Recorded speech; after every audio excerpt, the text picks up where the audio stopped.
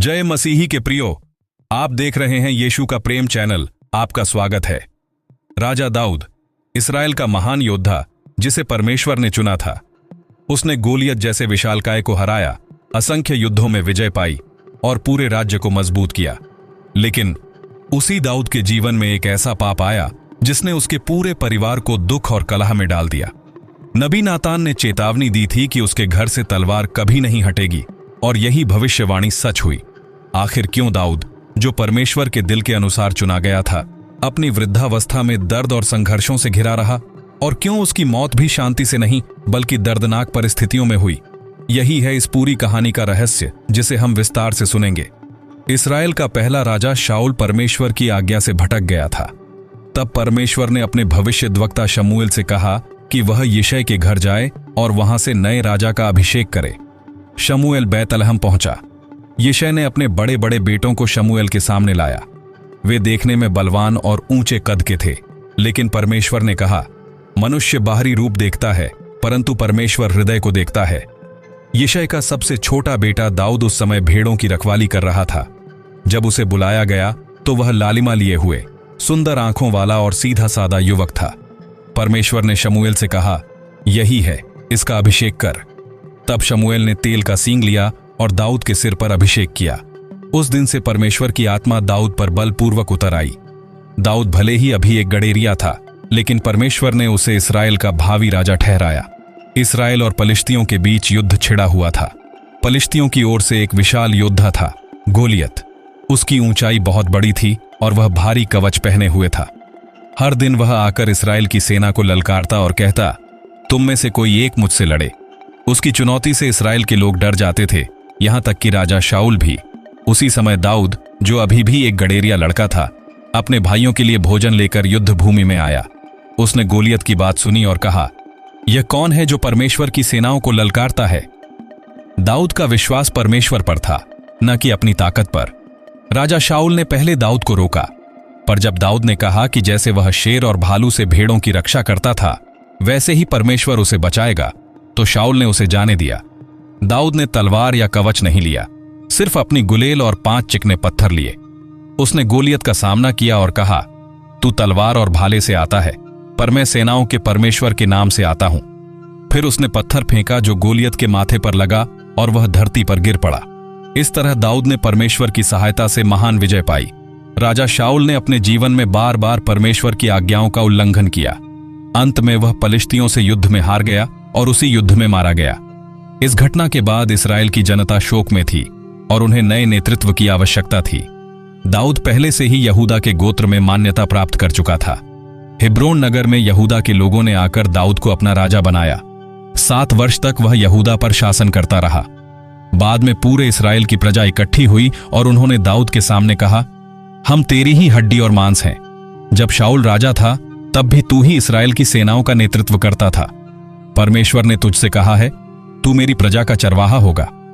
तब सब प्राचीनों ने दाऊद के साथ हिब्रोन में वाचा बांधी और उन्होंने दाऊद को पूरे इस्राएल का राजा बना दिया। दाऊद ने यरूशलेम को राजधानी बनाया और परमेश्वर की सहायता से राज्य को मजबूत किया। इस तरह दाऊद गडेरिये से इस्राएल का राजा बना, जैसा परमेश्वर ने ठहराया था। जब दाऊद पूरे इस्राएल का राजा बना, तब उसने परमेश्वर पर भरोसा रखकर अपने शत्रुओं से युद्ध किया। पलिश्ती, यबूसी, मोआबी, एदोमी और अन्य जातियां उसके विरुद्ध उठीं, परंतु हर बार परमेश्वर ने दाऊद को विजय दी। उसने यरूशलेम को जीतकर उसे अपनी राजधानी बनाया और दाऊद का नगर कहलवाया। वहां उसने अपनी गद्दी को स्थिर किया। दाऊद ने पलिश्तियों की ताकत को तोड़ दिया, मोआब को वश में किया और एदोम में चौकियां बिठाईं। जहां जहां वह गया, परमेश्वर ने उसे जीत दिलाई। उसकी ख्याति दूर दूर तक फैल गई। इस्राएल पहले से कहीं अधिक मजबूत और सुरक्षित हो गया। दाऊद ने युद्ध की लूट में मिले धन और वस्तुएं परमेश्वर को समर्पित कीं। उसका मन परमेश्वर के लिए मंदिर बनाने को तड़पता था, हालांकि परमेश्वर ने कहा कि यह काम उसके पुत्र सुलैमान करेगा। दाऊद ने न्याय और धर्म के साथ राज्य किया। उसकी सेनाएं संगठित हो गईं और चारों ओर शांति स्थापित हुई। इस तरह परमेश्वर की सहायता से दाऊद का राज्य मजबूत और स्थिर हो गया। दाऊद के जीवन का सबसे दर्दनाक मोड़ तब आया जब वह अपने महल की छत पर टहल रहा था। उसने एक सुंदर स्त्री को स्नान करते देखा। उसका नाम बतशेबा था और वह उरिय्याह की पत्नी थी, जो दाऊद की सेना में एक ईमानदार सैनिक था। दाऊद ने उसे बुलवाया और उसके साथ पाप किया। जब बतशेबा गर्भवती हो गई तो दाऊद ने अपने अपराध को छिपाने की कोशिश की। उसने उरिय्याह को युद्ध से बुलवाकर घर भेजना चाहा ताकि सबको लगे कि बच्चा उसी का है, लेकिन उरिय्याह अपने साथियों के लड़ने के समय घर जाने को तैयार नहीं हुआ। तब दाऊद ने और भी बड़ा पाप किया। उसने उरिय्याह को युद्ध की सबसे आगे वाली पंक्ति में भेजने का आदेश दिया, जहां उसकी मृत्यु निश्चित थी। उरिय्याह मारा गया और दाऊद ने बतशेबा को अपनी पत्नी बना लिया। परमेश्वर इस काम से बहुत अप्रसन्न हुआ। यही वह पल था जिसने दाऊद के जीवन और उसके घराने में भारी दुख और कलह को जन्म दिया। यह घटना उसके राज्य का सबसे काला अध्याय बनी। जब दाऊद ने बतशेबा और उरिय्याह के साथ पाप किया, तब परमेश्वर ने अपने नबी नातान को उसके पास भेजा। नातान ने दाऊद को एक दृष्टांत सुनाया। एक धनी व्यक्ति के पास बहुत भेड़ बकरियां थीं और एक गरीब व्यक्ति के पास सिर्फ एक छोटी भेड़ थी जिसे वह अपने बच्चों की तरह पालता था। धनी व्यक्ति ने मेहमान के लिए अपनी भेड़ न लेकर उस गरीब की एकमात्र भेड़ ले ली और उसे मार डाला। यह सुनकर दाऊद बहुत क्रोधित हुआ और बोला, ऐसा करने वाला मृत्यु का योग्य है। तब नातान ने कहा, वह व्यक्ति तू ही है। नातान ने दाऊद को बताया कि परमेश्वर ने उसे राजा बनाया, उसे विजय दी और सब कुछ सौंपा। फिर भी उसने उरिय्याह को मार डाला और उसकी पत्नी ले ली। फिर परमेश्वर का वचन आया, तलवार तेरे घराने से कभी न हटेगी, तेरे ही घर से विपत्ति उठेगी। दाऊद यह सुनकर टूट गया और बोला, मैंने परमेश्वर के विरुद्ध पाप किया है। परमेश्वर ने उसका प्राण नहीं लिया, परंतु उसके पाप का फल उसके घर में कलह, विद्रोह और दुख के रूप में प्रकट होने वाला था। अबशालोम का विद्रोह, अदोनिय्याह की बगावत, नातान की कही हुई बात सच साबित होने लगी। दाऊद के घर में ही दुखद घटनाएं घटित हुईं। सबसे पहले उसका बेटा अम्नोन अपनी सौतेली बहन तामार पर मोहित हुआ। उसने छल से तामार का अपमान किया। जब यह बात सबको पता चली तो दाऊद बहुत क्रोधित हुआ, पर उसने अम्नोन को दंड नहीं दिया। तामार का सगा भाई अबशालोम चुप रहा, लेकिन उसके दिल में बदला लेने की आग थी। 2 साल बाद उसने योजना बनाकर अम्नोन को मरवा दिया। इसके बाद अबशालोम भाग गया। जब वह लौटा तो उसने धीरे धीरे लोगों का मन जीतना शुरू किया। आखिरकार उसने दाऊद के विरुद्ध विद्रोह किया और स्वयं को राजा घोषित कर दिया। दाऊद को यरूशलेम छोड़कर भागना पड़ा। बाद में युद्ध में अबशालोम मारा गया। यह सुनकर दाऊद फूट फूट कर रोया, हे मेरे बेटे अबशालोम, काश मैं तेरे स्थान पर मर जाता। बुढ़ापे में दाऊद के एक और बेटे अदोनिय्याह ने अपने आप को राजा घोषित कर लिया, जबकि दाऊद पहले ही सुलेमान को अपना उत्तराधिकारी ठहरा चुका था। इस बगावत को भी रोका गया, पर दाऊद का परिवार लगातार कलह और पीड़ा से गुजरता रहा। जब दाऊद बूढ़ा हो गया तब उसका शरीर बहुत कमजोर हो गया था। बाइबल कहती है कि चाहे उसे कपड़े ओढ़ाए जाते, फिर भी उसका शरीर गर्म नहीं होता था। उसकी सेवा करने वालों ने सलाह दी कि एक जवान कन्या लाकर राजा की देखभाल करे, ताकि वह उसके पास रहे और राजा को गर्मी मिले। तब उन्होंने अबीशग नाम की शून्यमी कन्या को चुना, जो दाऊद की देखभाल करती थी। उस समय दाऊद की हालत यह थी कि वह पहले जैसा शक्तिशाली और सक्रिय नहीं रहा। उसके शरीर की ताकत घट चुकी थी। इसी दौरान उसके पुत्र अदोनिय्याह ने अवसर पाकर स्वयं को राजा घोषित करने की कोशिश की, लेकिन नबी नातान और बतशेबा ने मिलकर दाऊद को स्मरण दिलाया कि परमेश्वर ने सुलेमान को उसका उत्तराधिकारी ठहराया है। बुढ़ापे की इस अवस्था में दाऊद शारीरिक रूप से निर्बल था, परंतु परमेश्वर की योजना उसके जीवन में पूरी हो रही थी। उसकी वृद्धावस्था एक शांत लेकिन दुख और संघर्षों से भरे लंबे जीवन का अंतिम चरण थी। जब दाऊद बहुत बूढ़ा और कमजोर हो गया, तब उसके पुत्र अदोनिय्याह ने स्वयं को राजा घोषित कर दिया। उसने रथ, घोड़े और 50 आदमी अपने आगे आगे दौड़ने को रखे और लोगों को भोज पर बुलाया। लेकिन उसने न तो नबी नातान को बुलाया, न याजक सादोक को, और न ही सुलेमान को। नातान और बतशेबा ने मिलकर दाऊद को यह बात बताई और याद दिलाया कि उसने पहले ही सुलेमान को अपना उत्तराधिकारी ठहराया था। तब दाऊद ने तुरंत आदेश दिया कि सुलेमान का अभिषेक गीहोन सोते पर किया जाए। याजक सादोक ने सींग का तेल लेकर सुलेमान का अभिषेक किया और लोग ऊंची आवाज में चिल्लाए, राजा सुलेमान जीवित रहे। इस घोषणा से यरूशलेम में खुशी और शोर गूंज उठा। अदोनिय्याह और उसके साथी डर गए और उनकी योजना असफल हो गई। इस प्रकार सुलेमान दाऊद के जीवित रहते ही इस्राएल का राजा बन गया। दाऊद ने अपने अंतिम समय में सुलेमान को आज्ञा दी कि वह परमेश्वर की विधियों को माने और उसके आदेशों का पालन करे।